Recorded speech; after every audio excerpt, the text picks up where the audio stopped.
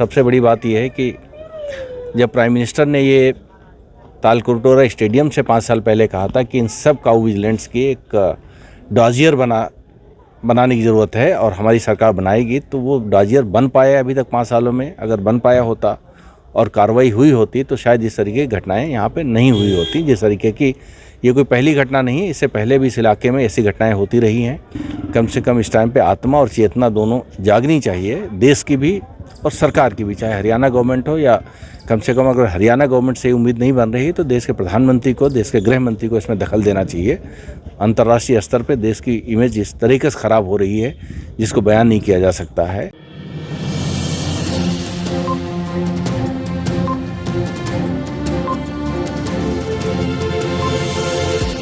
झूठ से दूर, खबरों से भरपूर। Indian Muslims for progress and reforms के चेयरमैन डॉक्टर MJ खान आज अपनी टीम के साथ राजस्थान के उस घाट मीका गांव पहुंचे जहां के रहने वाले नासिर और जुनैद जो 15 फरवरी को तड़के अपने घर से निकले थे, जिन्हें दरिंदों ने हरियाणा के भिवानी में कत्ल कर दिया था। इम्पार के चेयरमैन डॉक्टर MJ खान ने अपनी टीम के साथ फिरोजपुर झिरका पुलिस थाने का भी दौरा किया और पुलिस के अफसरान से बातचीत करने का भी प्रयास किया, जिन पर आरोप है कि उन्होंने नासिर और जुनैद को दरिंदों के हवाले कर दिया था। जब ये दरिंदे नासिर और जुनैद पर गौ तस्करी का इल्ज़ाम लगाकर अधमरी हालत में करके उन पर FIR कराने के लिए थाने लेकर नासिर और जुनैद को गए थे। हम अपने दर्शकों को बता दें कि NDTV के सौरभ शुक्ला की रिपोर्ट, साथ ही नासिर और जुनैद के घर वालों का इल्ज़ाम है कि स्वघोषित काऊ प्रोटेक्टर्स नासिर और जुनैद को बुरी तरह पीटने के बाद फिरोजपुर झिरका की पुलिस के हवाले ये कहते हुए करने गए थे कि ये गौ तस्कर हैं और इनको गिरफ्तार किया जाए। NDTV और नासिर व जुनैद के घर वालों के अनुसार फिरोजपुर झिरका पुलिस ने नासिर और जुनैद को गंभीर हालत में देखने के बाद उनको लेने से ये कहते हुए मना कर दिया कि मामला राजस्थान का है और आप इनको राजस्थान पुलिस के हवाले करें। जिसके बाद कातिल अधमरी हालत में नासिर और जुनैद को लेकर थाने से निकल जाते हैं।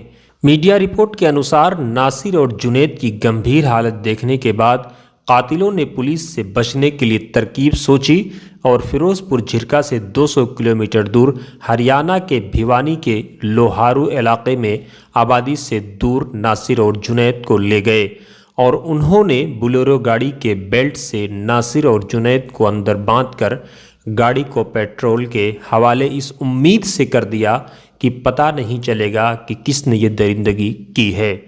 लेकिन कुदरत को कुछ और ही मंजूर था। लोहारू गांव के लोगों ने जब जली कार देखने के बाद सुबह को शोर मचाया, जिसके अंदर 2 लाशें जलकर खाक हो चुकी थीं, तब गाड़ी के चेसिस नंबर से पुलिस को ये पता चला कि ये लाश किन की है और उनका ताल्लुक कहां से है, क्योंकि इन दरिंदों को पता ही नहीं था कि चेसिस नंबर गाड़ी का किसी भी हालत में नहीं जलता है। NDTV ने अपनी रिपोर्ट में हरियाणा पुलिस की भूमिका पर भी सवालिया निशान खड़ा किया है। पुलिस ने इस मामले में टैक्सी चलाने वाले एक मुलजिम रिंकू सैनी को गिरफ्तार भी कर लिया है, लेकिन आरोप है कि अभी भी असली मुलजिम पुलिस की गिरफ्त से बाहर हैं। सवाल यही है कि बाकी मुलजिम कब तक गिरफ्तार होंगे। दुख की बात यह है कि आरोपियों की हिमायत में बजरंग दल और दूसरे संगठनों के जरिए से रैली भी निकाली जा रही है, जिससे ये अंदाज़ा लगाया जा सकता है कि इंसानियत किस हद तक शर्मसार हो चुकी है। हालांकि इस पूरे मामले में अशोक गहलोत के नेतृत्व वाली राजस्थान की कांग्रेस सरकार पर भी सवालिया निशान खड़ा हो रहा है। सरकार पर आरोप है कि सरकार ने नासिर और जुनैद के घर वालों के लिए मात्र 15 लाख रुपए की अब तक मुआवजे राशि की घोषणा की है, जबकि 1 रुपया मुआवजे का अभी तक नहीं दिया गया है। जबकि हाल ही में इसी तरह के एक मामले में राजस्थान की गहलोत सरकार की तरफ से 1 करोड़ रुपए की राशि मुआवजे के तौर पर दी गई थी। साथ ही परिवार के लोगों को नौकरी देने का भी ऐलान हुआ था। सवाल यही है कि कांग्रेस के पूर्व राष्ट्रीय अध्यक्ष राहुल गांधी, जो हर मामले में नैतिकता की बात करते हैं, जब इस तरह का मामला उनकी सरकार पर आता है तो फिर वो खामोश तमाशाई क्यों बन जाते हैं। इस पूरे मामले में सवाल ये भी है कि आखिर वो कौन लोग हैं जो प्रधानमंत्री नरेंद्र मोदी की इमेज को खराब करने के दर पर हैं, वो भी ऐसे वक्त में जब भारत G20 की मेज़बानी कर रहा है और दुनिया को अपनी शक्ति का लोहा दिखा रहा है। क्या प्रधानमंत्री नरेंद्र मोदी नासिर और जुनैद के गुनहगारों को सबक सिखा पाएंगे? यह एक सवाल है, और सवाल ही नहीं बल्कि सवाल के पीछे का भी एक सवाल है जिसका जवाब बहरहाल प्रधानमंत्री के पास ही है। इस मामले में वतन समाचार ने नासिर और जुनैद के घर वालों के साथ डॉक्टर MJ खान चेयरमैन इम्पार से भी बातचीत की है। आइए देखते हैं ये रिपोर्ट। तीनों भाई, अभी जो मेरा बड़ा वाला भाई है वो भी गुजरात से आया है इस हादसे को सुन के। हाँ हाँ, तो तीनों भाई गाड़ी ड्राइव करते हैं। ड्राइवरी करते हैं। कुछ खेती है? हाँ, खेती है। अच्छा, पढ़ाई लिखाई यहाँ पे स्कूल है कोई गांव में? गांव में है स्कूल, लेकिन सर वो सुविधाएं नहीं है जो होनी चाहिए। बच्चे किस उम्र के हैं आपके? बच्चे, एक बड़ी लड़की है जो मेरी 6-7 साल की। और जो दूसरा परिवार प्रभावित हुआ है, अफेक्टेड हुआ, उसका? 6 बच्चे। कौन कौन लोग हैं? 6 बच्चे हैं जुनैद के। किस किस उम्र के बच्चे? सबसे बड़ा बच्चा किस उम्र का होगा? अच्छा, जब ये सुबह ही 5 बजे घर के लिए वापसी हो रहे थे तो इनको किडनैप किया गया है। कितने लोग थे उसमें? अब ये तो हमने अभी मालूम नहीं है जी कितने लोग थे। जो उड़ती हाँ। बात होगी जो... हम पे तो 5 आदमियों के नाम आए हैं। अच्छा। अभी तो नहीं, एक अरेस्ट हुआ, उसने कुछ बताया अभी तक? अब वे तो नहीं पता होगी जी, जो हमारी जो सरकार ये क्या राजस्थान सरकार ने अरेस्ट किए हैं तो उनके लिए ना? हाँ जी। अभी जो नूह की है डिस्ट्रिक्ट, यहाँ पे कोई कार्रवाई नहीं हुई ना मेवात की? नहीं जी, कोई कार्रवाई नहीं हुई। और जो ये हमारे बच्चे उनसे उठाए गए हैं, किडनैप कर कर इनको मारा गया है। मारने के बाद में इनको शाही पुलिस में फिरोजपुर झीरका ले जाया गया है सीरियस कंडीशन में। तो उन भी इन पुलिस वालों ने कोई कार्रवाई ना की है, न वो मुलजिम उन पैसे वो बच्चे लिए हैं, न उसको अरेस्ट किया है। उनके नाम लिए हैं 5 आदमी, इनका नाम उसी ने दिए हैं हमारे लिए। तो इसका मतलब पहली जो गलती बड़ी है वो झिरका की पुलिस की है, पुलिस की, जीरकपुर की ना? हाँ, शाही वालों की। पुलिस का एक्शन होता अगर वो उस वक्त तो आज हमारे बीच में होते सर, तो सर उन्होंने एक्शन नहीं लिया। पुलिस का काम होता है ऐसे मामले देखना। वो मुजरिम वहाँ से जा रहे हैं, उनके सामने से जा रहे हैं और उनको छोड़ दिया और मारने के लिए खुली छूट दे दी उन्होंने। अच्छा, क्या उसमें शक क्या था? किस वजह से अटैक किया था? किस वजह से इनको रोका? सर ये तो वही बता सकते हैं किस वजह से अटैक किया था, लेकिन इनकी एक घटना नहीं है सर। इनकी तो बहुत घटना है। इधर से हमारे रोड से यहाँ घूमते हुए आदमी को ले जाते हैं उठा के, फिरौती मांगते हैं। अगर फिरौती किसी ने नहीं दी, पुलिस में दे देते हैं, मार कूट के पुलिस में दे देते हैं, तो उस पर मुकदमा लगा देते हैं। फिरौती का गैंग चल रहा है। ये फिरौती का गैंग है जी। इनने अपनी गैंग बना रखी है, सारे देश में फैला रखी है जी ये गैंग। किसी भी बच्चे को उठाते हैं, यहाँ से उठा के ले जाते हैं, फिरौती मांगते हैं। अगर फिरौती दे देते हैं तो ठीक, नहीं तो उसको मार के फेंक देते हैं। कितनी ऐसी घटनाएं हुई होंगी पिछले 1-2 सालों में या 4-5 सालों में? यहाँ तो बहुतेरी घटना होगी जी, 10-5 घटना हो चुकी है हमारे सामने तो। अच्छा, और ये कहते हैं भाई गऊ रख सके हम, तो उस गाड़ी में उस इसके आड़ में इसको मार देते हैं। कुछ नहीं था सर, सबूत तो दिखाए हुए। किस चीज़ पे, किस बिना पे मारा गया वो सबूत तो दे, तभी तो पता चलेगा सर। यही तो चीज़ है सर, कोई सबूत तो देगा किस बिना पे मारा हमें, वो बताएंगे इस चीज़ को तो किस बिना पे मारा सर। इस चीज़ का ही तो सवाल आना चाहिए हमको। आसपास गांव के हैं क्या ये लोग? नहीं, ये मोनू माने सर, इनका पूरा बड़ा गैंग। आप वीडियो खोल के देखो इनके नाम से, मोनू माने सर। खुलेआम हथियार लहराता नजर आएगा आपको वीडियो में। ये मास्टरमाइंड यही है इसका, पूरी गैंग का। ये गैंग का मानी वो है। तो ये क्या मतलब एक तरीके से फिरौती का गैंग जैसा बन गया है? हाँ, फिरौती का। तो गाय के नाम से ये चिल्लाने का, ये काऊ मतलब विजिलेंट जो ग्रुप माना जाता है, ये उसी का हिस्सा है या इनके और भी कोई ऐसे गोरख धंधे हैं?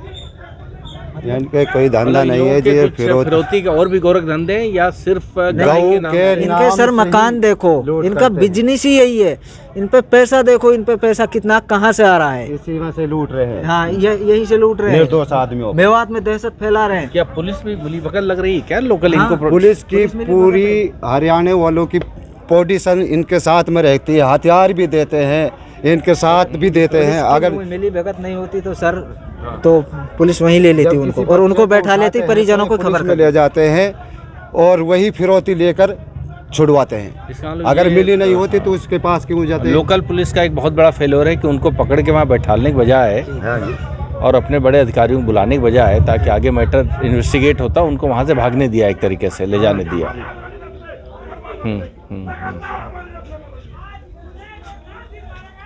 ये कैसे पता लगा कि मतलब वो फिरोजपुर थाने में लेकर गए थे किसी ने? वो फिरोजपुर थाने वाले ने ही इन्फॉर्मेशन दी थी। अच्छा।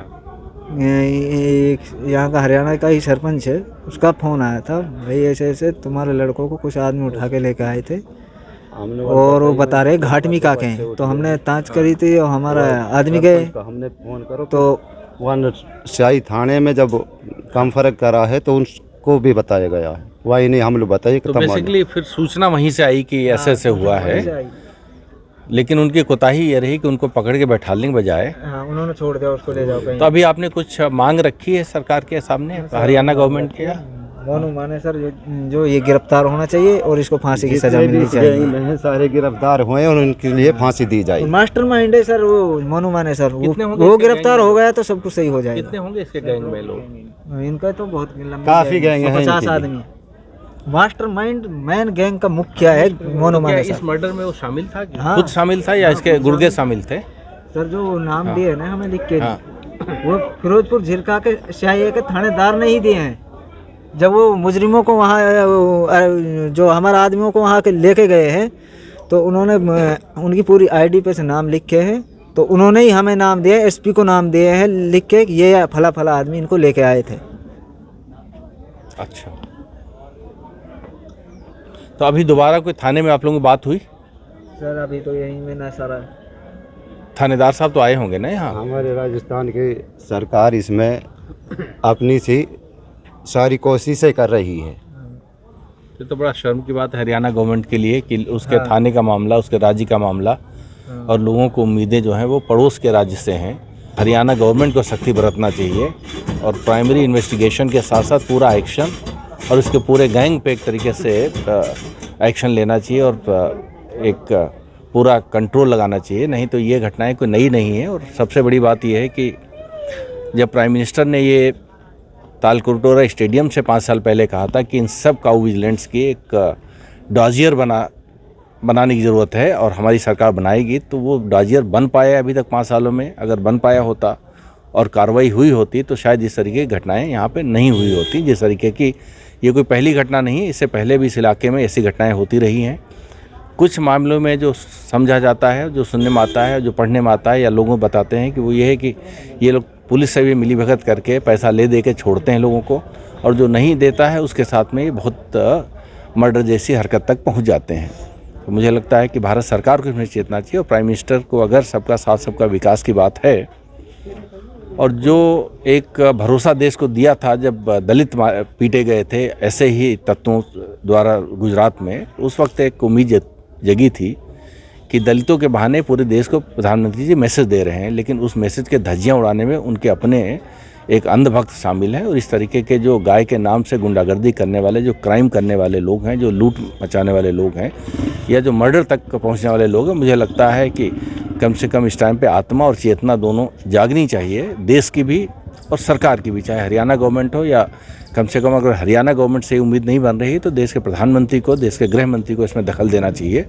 अंतर्राष्ट्रीय स्तर पे देश की इमेज इस तरीके से ख़राब हो रही है जिसको बयान नहीं किया जा सकता है और समाज में असुरक्षा की भावना पैदा हो रही है। मुझे लग रहा है कि वोट बैंक की राजनीति से उठकर, चाहे बीजेपी हो, चाहे बीजेपी सरकारें हों, चाहे कांग्रेस हो या कांग्रेस की सरकारें हों, इस टाइम पे देश को, देश के मीडिया को, देश के सिविल सोसाइटी के संगठनों को खड़े होना चाहिए और एक सुर में और एक स्वर में ऐसे तत्वों के खिलाफ पूरी सख्ती के साथ में फांसी के फंदे तक इनको पहुंचाना चाहिए।